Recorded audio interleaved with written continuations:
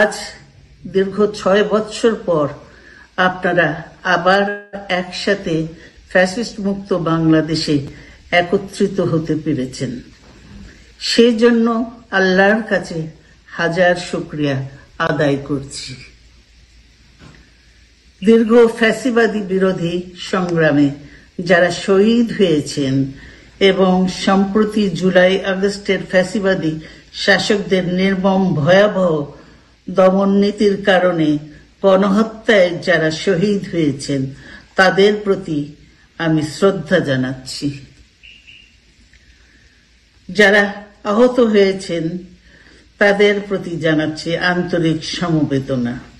আমি চিকিৎসার কারণে যুক্তরাজ্যে অবস্থান করলেও আমি সব সময় আপনাদের পাশেই আছি।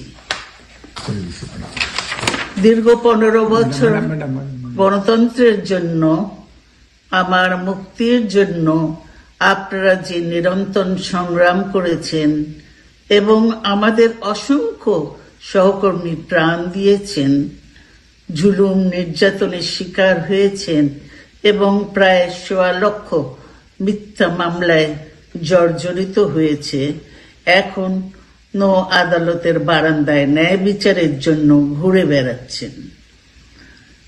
আপনাদের এ ত্যাগ শুধু দল নয়, জাতি চিরকাল স্মরণ রাখবে।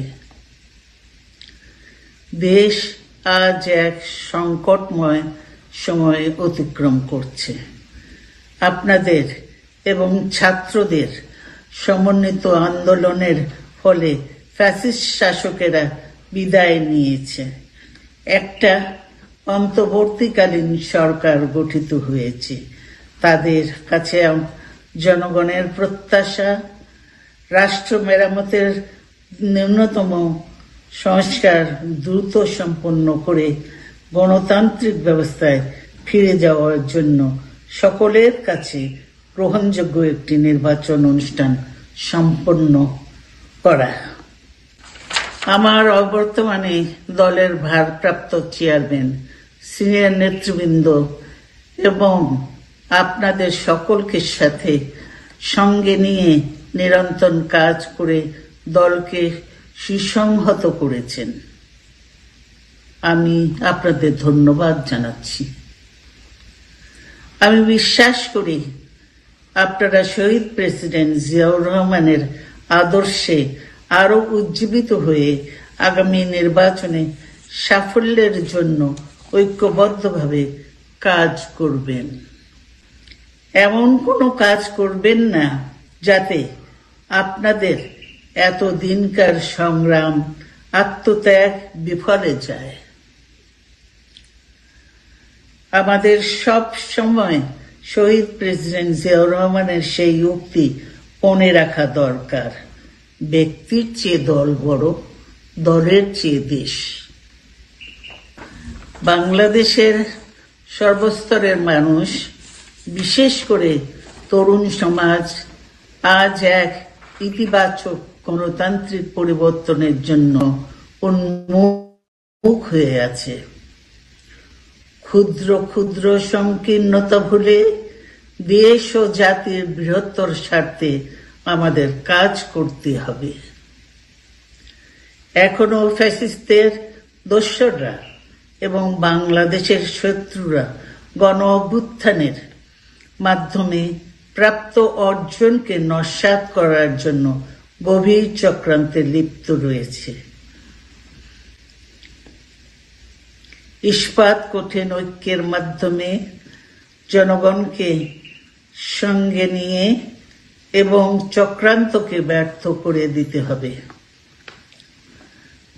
গণতান্ত্রিক বাংলাদেশ বিনির্মাণের জন্য আমাদের সকলকে একযোগে কাজ করতে হবে।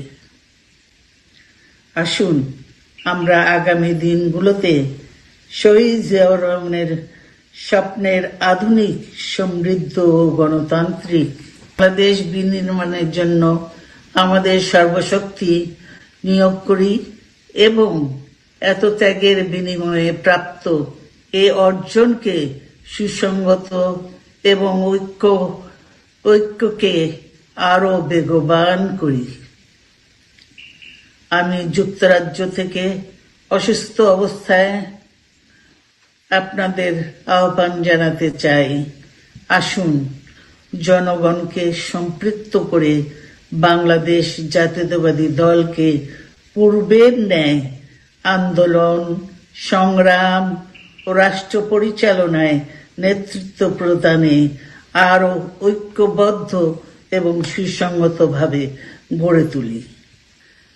আপনাদের মাধ্যমে ছাত্র, যুবক সহ দেশবাসীর কাছে আহ্বান রাখতে চাই, আসুন প্রতিহিংসা, প্রতিশোধ নয়, পারস্পরিক ভালোবাসা ও ভ্রাতৃত্বের মাধ্যমে আমরা সকলে মিলে আমাদের প্রিয় মাতৃভূমিকে, বাংলাদেশকে সত্যিকার অর্থেই একটি বাসযোগ্য, উন্নত ও গণতান্ত্রিক রাষ্ট্রে পরিণত করি।